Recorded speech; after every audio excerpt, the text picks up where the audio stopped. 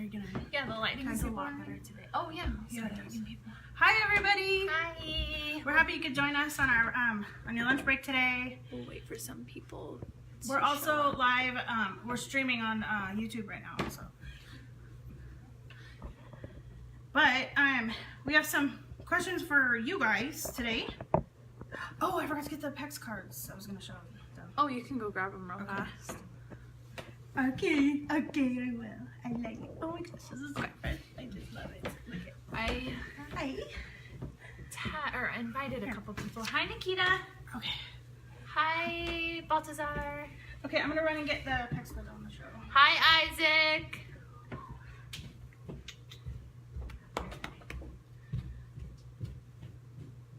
Mom's getting the cards. We're gonna talk about autism in children today. My mom has a daughter that is 4 years old that has autism, so we're gonna talk about kind of our experience with it, and yeah, we'll see how that goes. We're streaming live on YouTube also right now, so we're kind of like doing two things at once. Not much, Isaac. How are you? You see little Maya?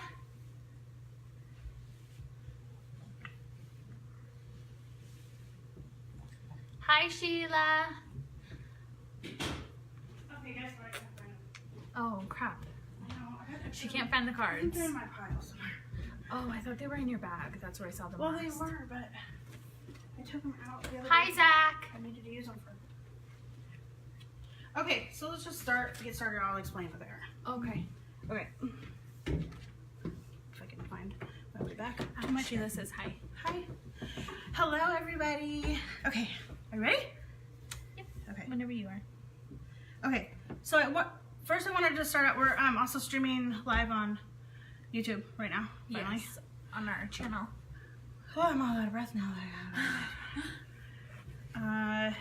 How are you today, Kylie? Good. How are you doing?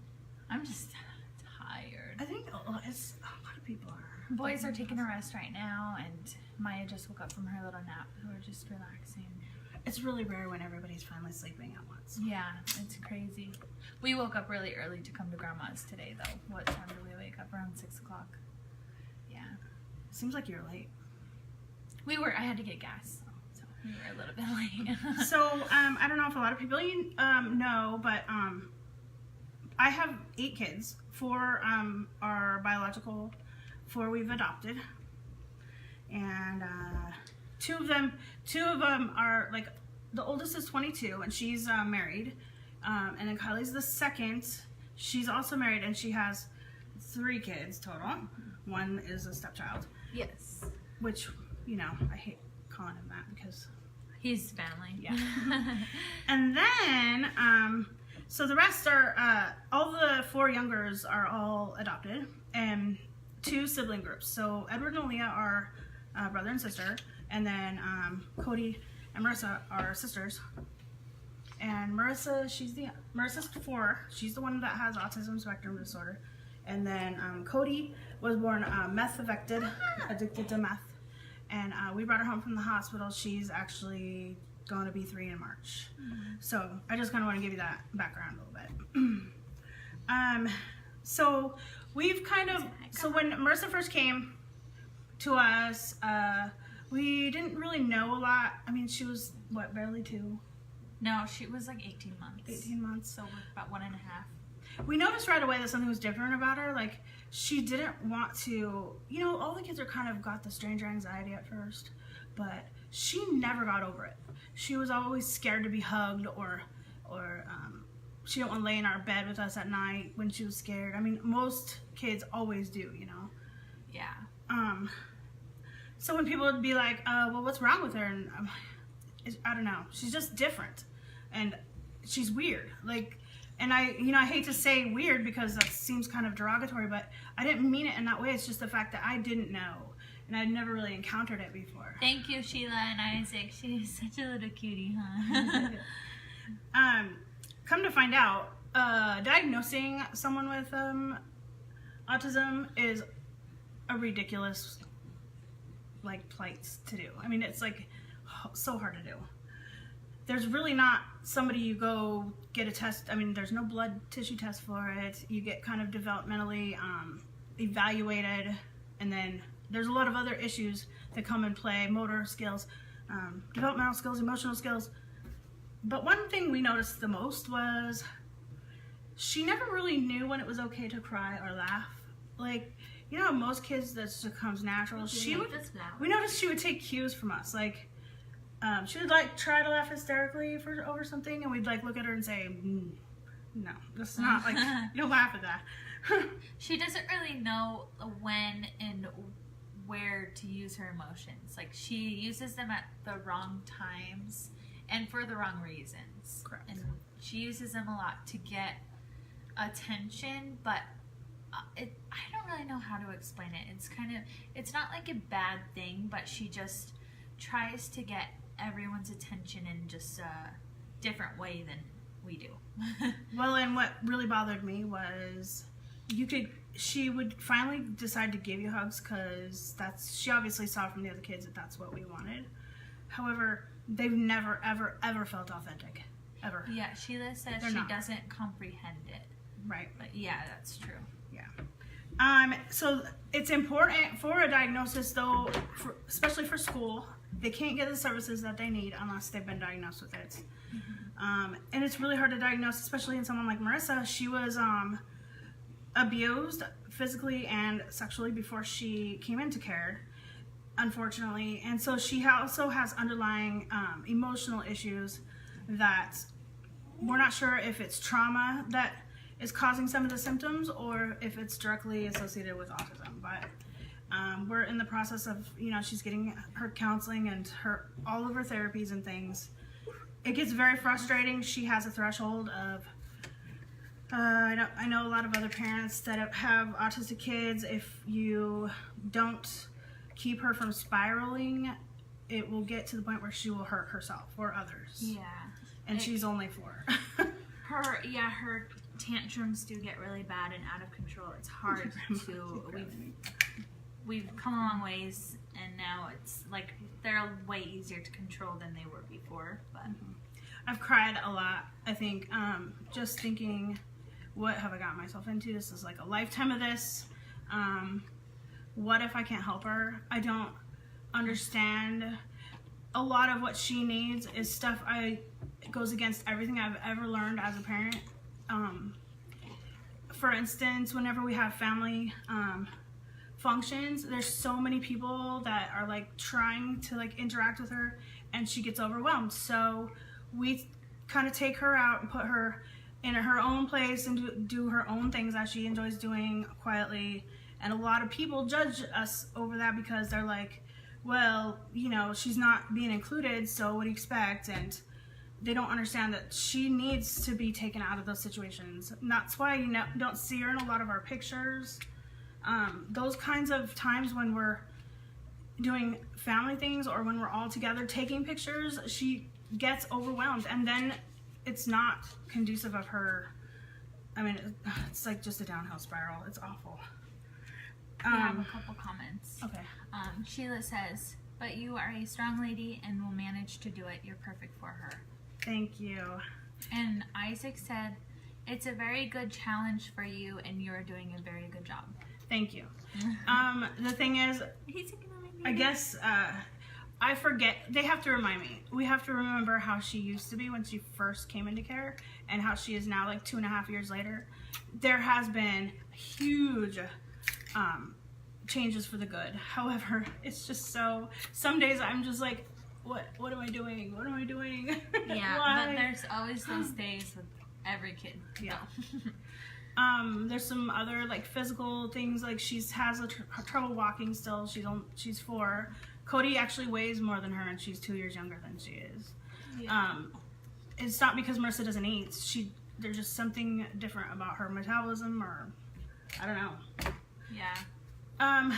And then let's see, and their diet's not any different. She's really tall. She's really tall, and she's really skinny, and it's so different from Cody because Cody's short and she's chunky. So you wouldn't believe that they were like full biological sisters. Full blood, yeah.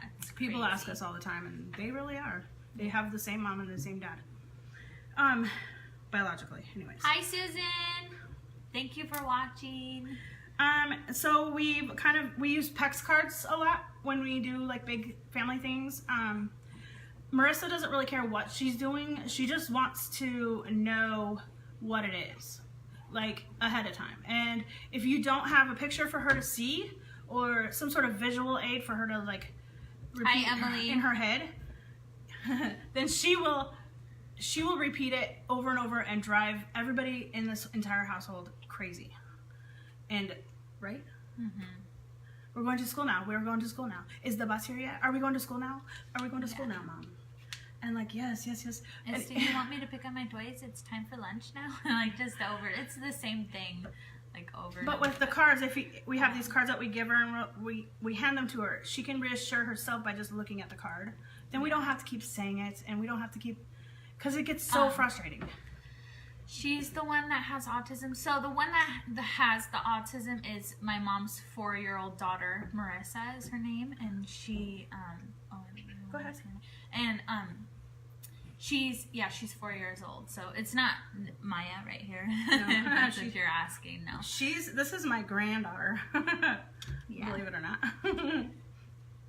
So I guess like for a long time we kind of struggled on what was wrong with her for so much, because she's super smart. I mean, she's very smart in some ways. Like she can adapt. A lot of people don't think anything's wrong with her at first, and that's been part of the problem, because you go in and talk to somebody professional and they look at her and they're like, she's fine, what are you talking about? Mm-hmm. And then you spend like a day with her and you'll understand, and it gets worse the more stressful or emotional she gets. She's got a lot of autoimmune issues, such as like skin disorders and things, and she OCD things that are attached to the whole. Susan asks you, don't you have Cody too? Yes, Cody is her little sister, and yeah, she doesn't have autism that we know of. She seems to be developing perfectly fine. Yeah, she's spoiled rotten, but other than that, it's spoiled rotten. If you consider that a disorder. Anyway, I have a film that it made me cry hysterically, because it was the first time, I think we'd had her for like almost 2 years, mm-hmm. and my brother-in-law, who works in special ed, said, hey, have you ever watched this film? And I was like, no. And so we watched it, and everything in my mind clicked. Like, that is what is wrong with Marissa. And so it's called Temple Grandin, and it stars Claire Danes. It was made in 2010. It's an HBO film, but I think we saw it on Netflix or something. I think it was Netflix or Hulu or something. She's famous for being a spokesperson for autism. She has autism herself. She's like a real person. And she's also like won awards for coming up with ways to humanely treat and slaughter livestock. Like during slaughter time for livestock, she's invented a lot of ways in order to humanely treat them, because of ways she used to cope with her autism was very similar to the way, I guess that's how cows feel too, I guess. You'll just have to watch the film, because it is very eye-opening and enlightening. And when you see people like that at the grocery store wondering why they're standing there waiting for the door to shut, for instance, mm-hmm. You'll understand. It'll all make sense. Yeah. So... hi, Alexa. Hello. And hi, everyone that's been popping on here. Yeah. I think, there is a spectrum. So it's like there's a scale once they're diagnosed. I'm not sure who decides what part of the scale they're on, or if there's not really a number or anything. They just say they're high in the spectrum or low, based on, some of them can have exceptional abilities, like Marissa.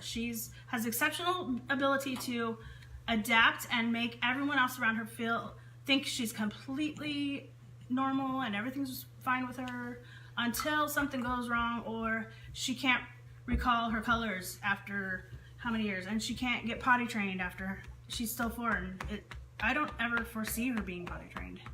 I hope she does, and we'll keep trying, but I don't know. She may not. And then there's the others that even struggle to speak at all. So I guess in that aspect we're lucky, because she speaks very clear. Yeah. From what I can hear from her. Yeah, she is. She does speak very well. Yeah. So I guess we'll just keep trying. The whole like walking thing. She's not very good at walking. She's not. Going up and downstairs. Up and downstairs, she struggles with even going through the door, like the step to go inside. She has trouble with. Well, and we had kind of an idea that maybe it was her eyesight, because she has, she wears glasses. She has astigmatism, and maybe it was like a depth perception issue. But we've taken her to 3 different pediatric ophthalmologists, specialists, and people that specialize in eye care, and her hearing's been tested. It's not a depth issue. I mean, she's corrected her eyes, and she still has trouble walking. As a matter of fact, all summer she wore special tennis shoes because sandals just would not work for her. So yeah. Anyway, there are resources. So I really hope that if you're going through this with your child, make sure you reach out and get help. I mean, the more information, I feel like the more education you have, it's easier to deal with. The PECS cards was amazing for us because, and it's PECS if you want to Google it or what have you. We made our own because they're really expensive if you buy them, and if you make your own, you can use your own pictures and stuff that 4-year-old would know what it is. It's just so much easier for her to cope and deal, and it takes the stress off us, because I would just get so angry having to repeat it over and over, and then I would be like, why do I have to keep doing this? Like, why doesn't she just stop? And she can't stop. I mean, that's just the bottom line. It's just the way her brain works. Yeah. Susan, did you see Susan's comment? She says, get your kids tested and diagnosed early. Yes. She says, after 18, no one will diagnose programs. And, no one will diagnose, and programs won't help without a diagnosis. That's correct. Yeah. I mean, she's in developmental preschool, and she's still, she goes twice a week. She has therapy while she's there. She has OT, all kinds of therapies, and she still is unable to retain information like the alphabet and her colors and her shapes and just things like that. The only reason anyone would know that she knew them is if she was copying somebody. And it's kind of sad because she could have gone through this entire life and nobody would have known anything was wrong, especially if she was being abused or something, and I don't know. I try to find a reason for everything, and I think that might have been the reason why she was sent to us. Mm-hmm. I'm sorry. It's okay. Anyway, okay. Yeah, that's what I think too. She's here for a reason, and it's a good reason that she's with us. So we're here to help her. Mm-hmm. Okay, so I had a question for everybody else. I want to know what you think, honestly. Susan Sorry. says, oh, April, you're the best mommy. I can't wait to see you guys. I want to know from all of you guys, if she were my biological child, do you think that I would still feel just as emotionally disconnected from her as I do now? All of us. Does that change? I mean, because I don't have a child, my own biological child that has autism. So I guess from people that have experience that have autistic children that are biological, do you have an emotional relationship the same as you do with your other normal functioning biological children? And hi, Allison. I'm kind of curious, what you think. Susan says it's very hard. Yeah, and so I kind of figured. I mean, I didn't need somebody to say it a billion times that there's nothing else I can do to get I don't know, more of a bond with her, emotionally bonded with her, because I don't know how it's gonna be when she's a teenager, and it worries me. I'm worried. Yeah. So anyway, I gotta go wipe my face off with her, right? Alexa says, yes, Lander has SPD, probably bipolar, and we struggle a lot. Yeah, it's hard. It's a hard thing. So does she feel that she bonds emotionally the same as she does with the others? she also said an auditory processing disorder as well. Mom asked Alexa, what's your question? Do you bond the same with him as with your other kids that don't have like these problems, or I don't really know how to word it. Sensory processing. Hey. It's okay, Mom. I see. So you guys think about that, and Susan says the bond is not the same. no matter what. I think it's just harder. It's just. And it's probably even harder when they're not biological, I would imagine. But you do love them equally. Yeah.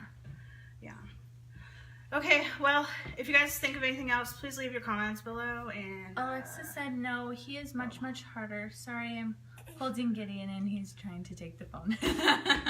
Yeah. And I think Maya wants a nurse too. Yeah, Maya's getting hungry. Okay, so thanks for joining us on your lunch break. I'm sorry I made you cry, and